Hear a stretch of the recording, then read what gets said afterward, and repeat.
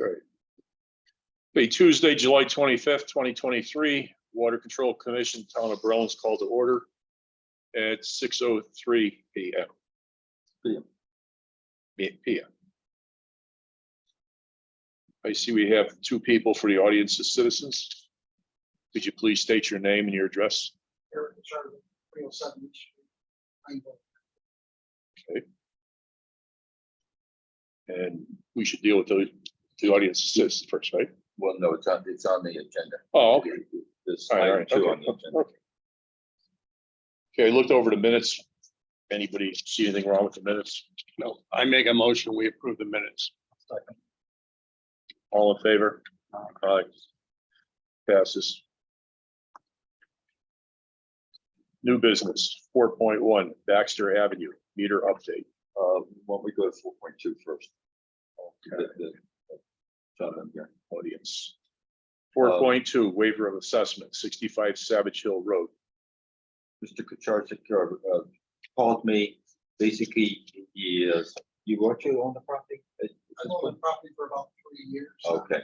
He owns a piece of property along the east side of Savage Hill that goes right into Mill Street, 372. And it's an odd sized property in the sense that it's very thin.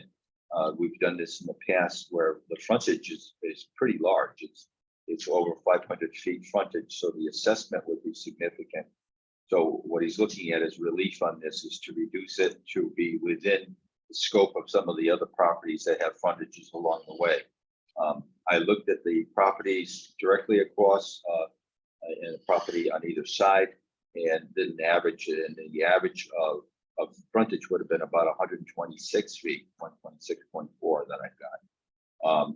It would have been at this point in time 513 feet, so there would have been a significant difference on that. So he's asking for relief on this in terms of the assessment to be reduced based on the fact that the building itself is only limited to the upper southern section of that parcel. I don't know if you have a bigger map. Show members.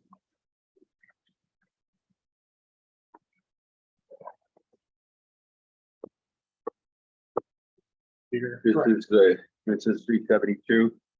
That's Savage Hill, correct? Correct. And this is the property coming down to here.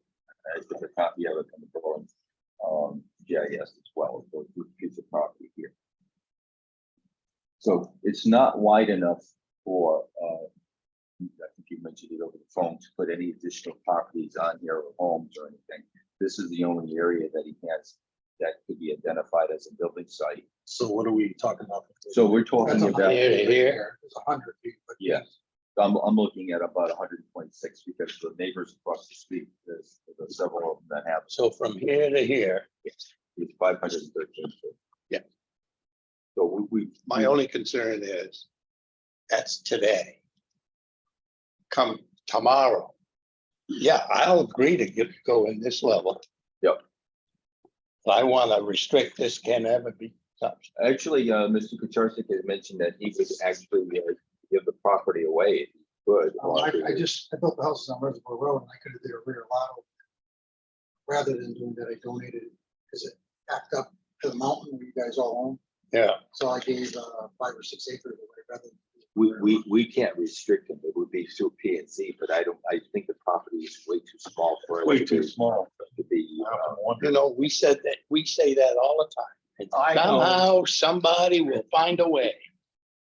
Trust me, Murphy's Law. Well, then we could put If you Can want we- to 125. if you want to caveat that way, is that correct? Well, the Caveat it other with- way, excuse me.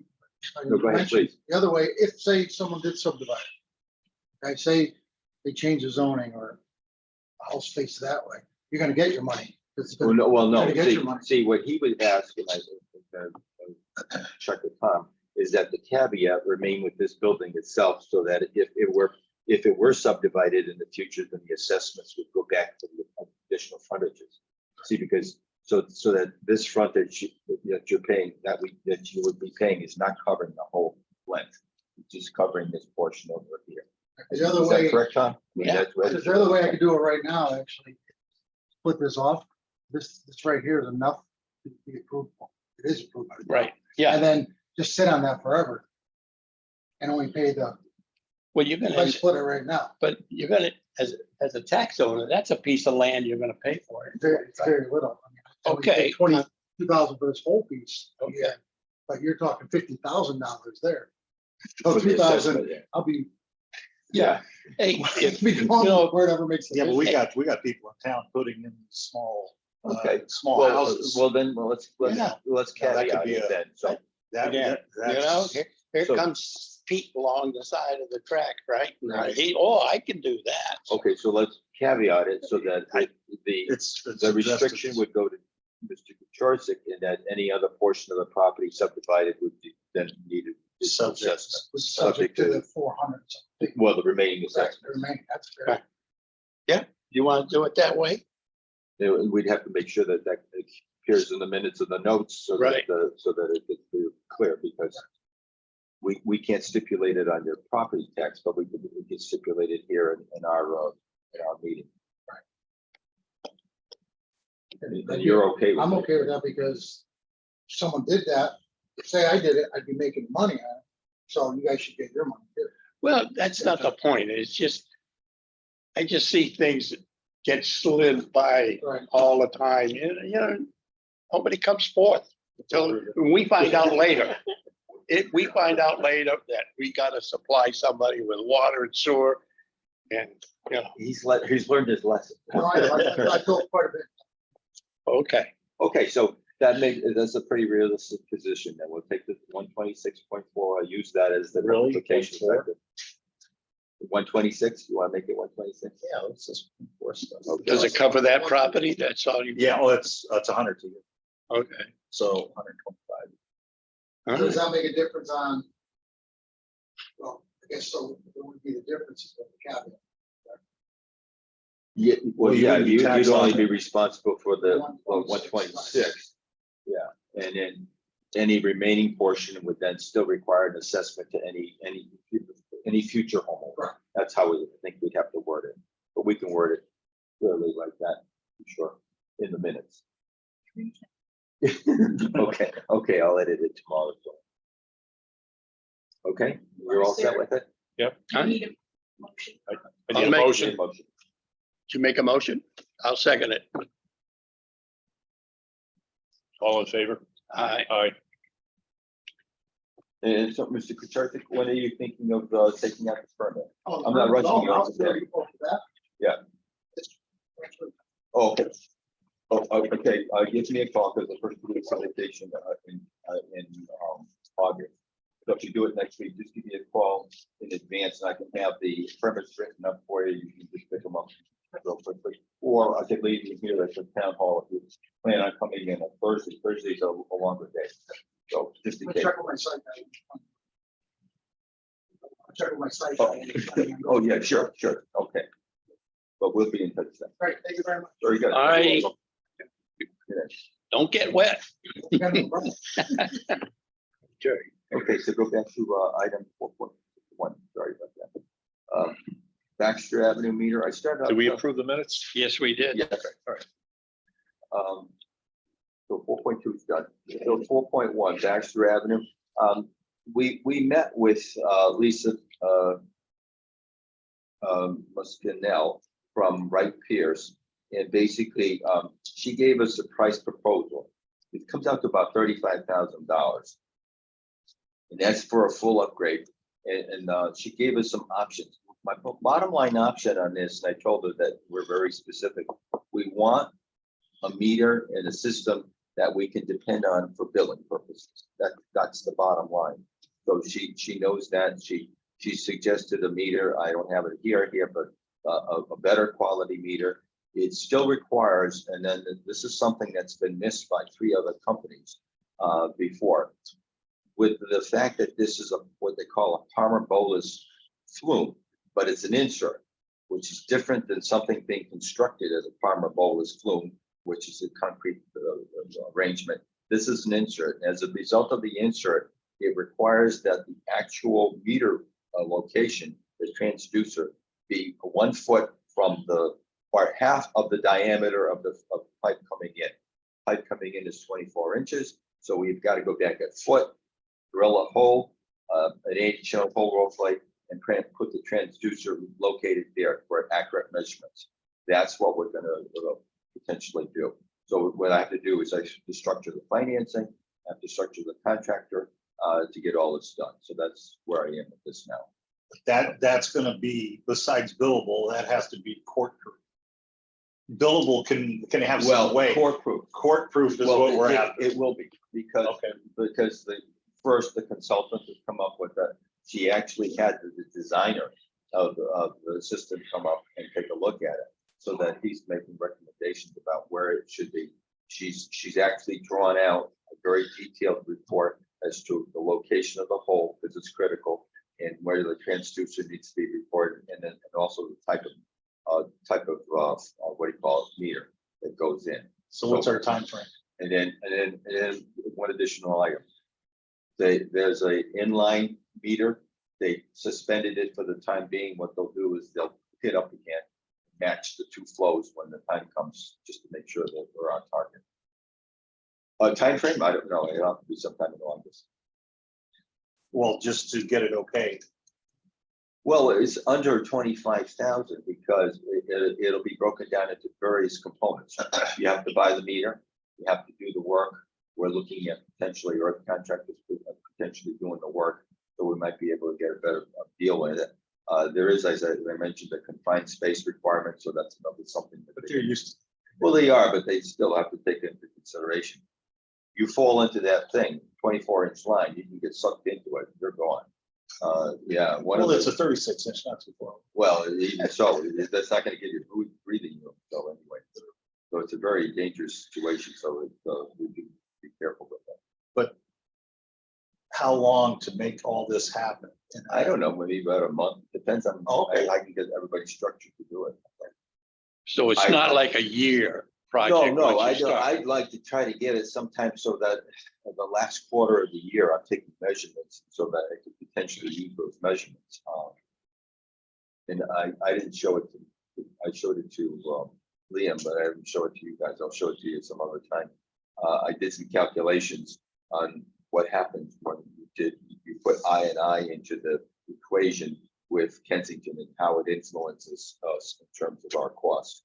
Tom, you'd be interested in seeing it, because what happens is that it escalates dramatically.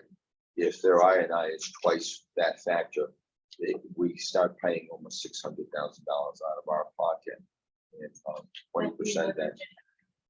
Yeah, okay, yeah, I'm sorry, I get it here anyway. Anyway, Baxter Avenue, okay? Any questions? No. Okay, item 4.3, leak detection.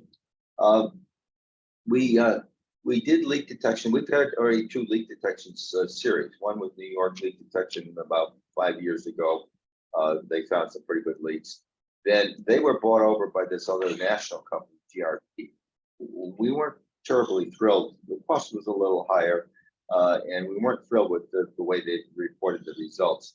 So Connecticut Professional is another company who did our pressure reducing valve with Harper Ames down here over on Beckley Road.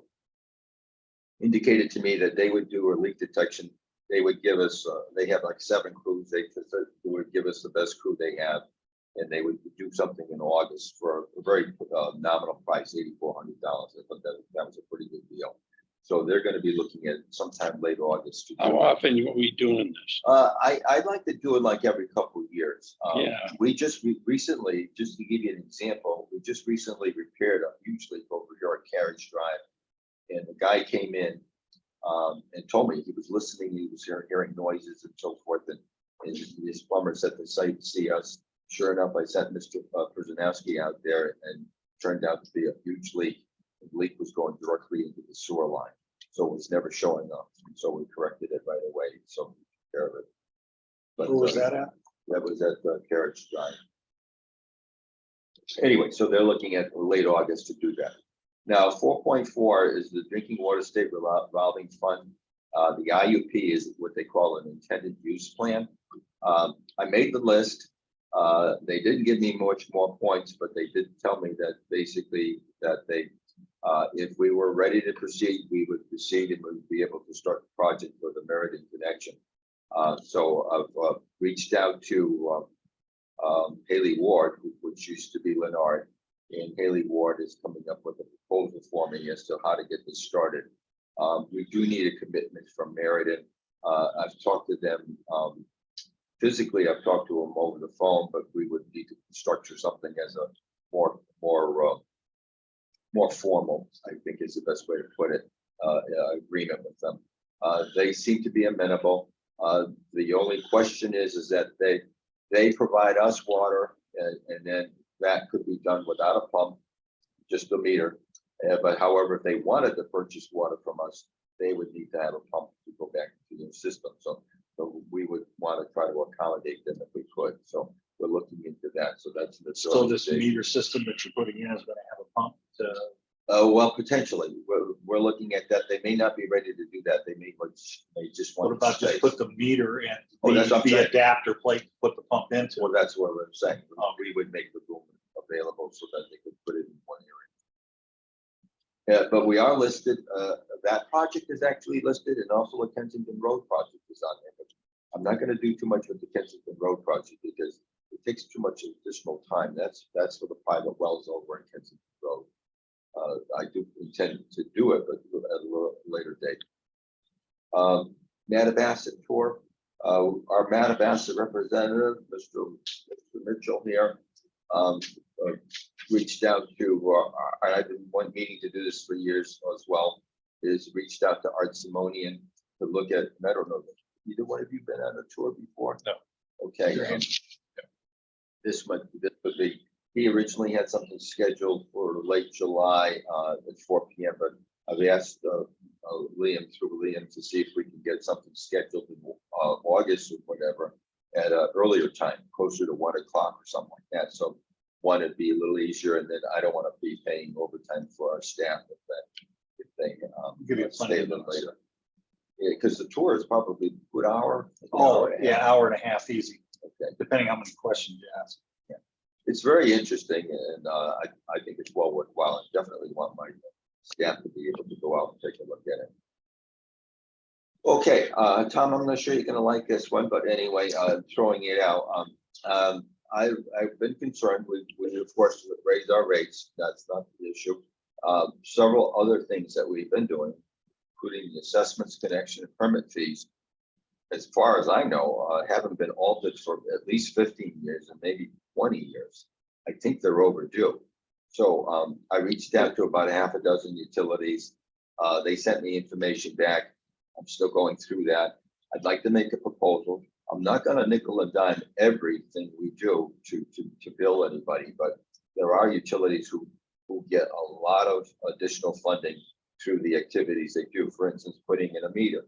They charge maybe a couple $100 for meter replacement, or for the RF reader, or cross connection review, or whatever, inspection. So there are functional things that you can charge for, but there's a limit though. I don't want to be creating so much paperwork that it's not worth it.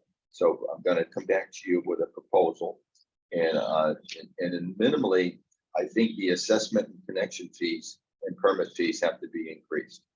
They have not been changed, as I said, for almost 20 years. So No, we've increased them since, not since I've been here.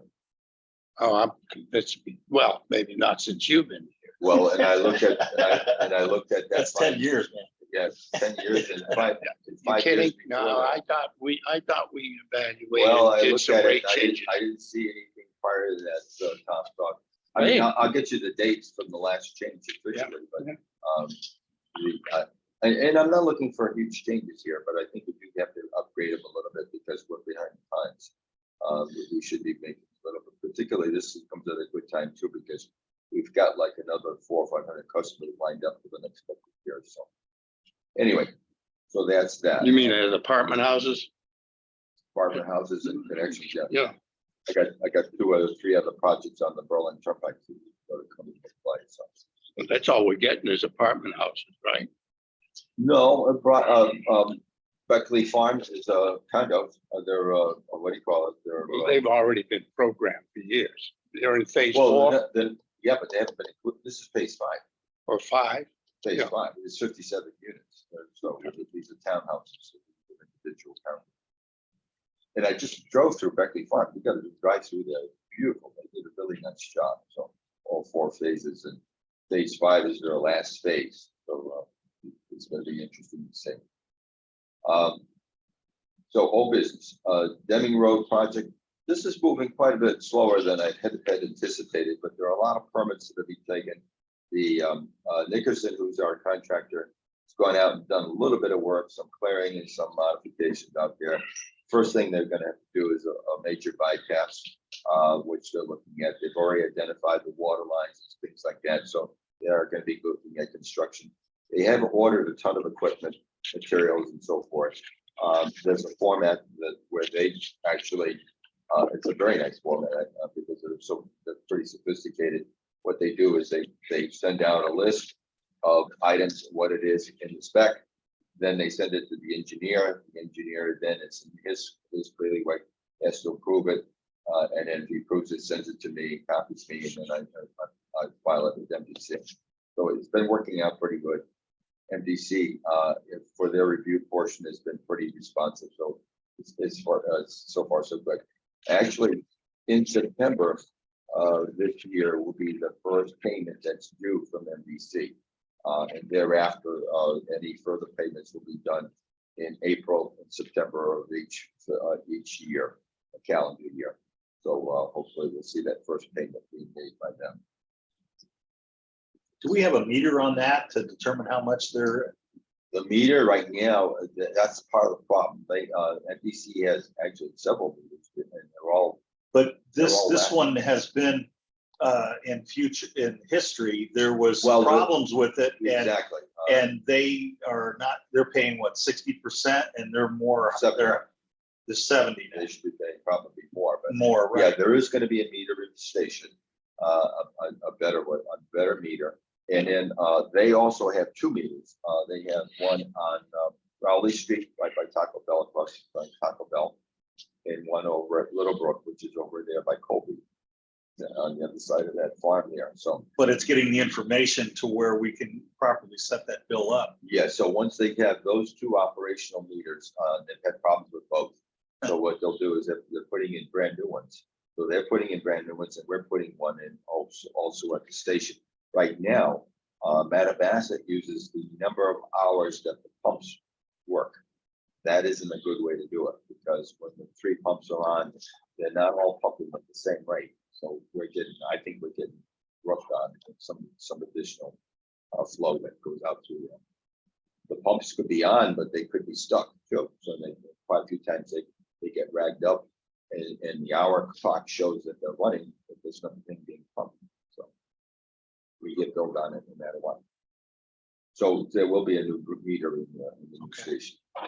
Now, the item that it's one of the reasons that we're going at 6 o'clock today is because I'm going to be at the town council meeting at 7. There is an RFP. Apparently, our auditors were anxious to try to get an idea of what our infrastructure costs are and our assessments are, basically in terms of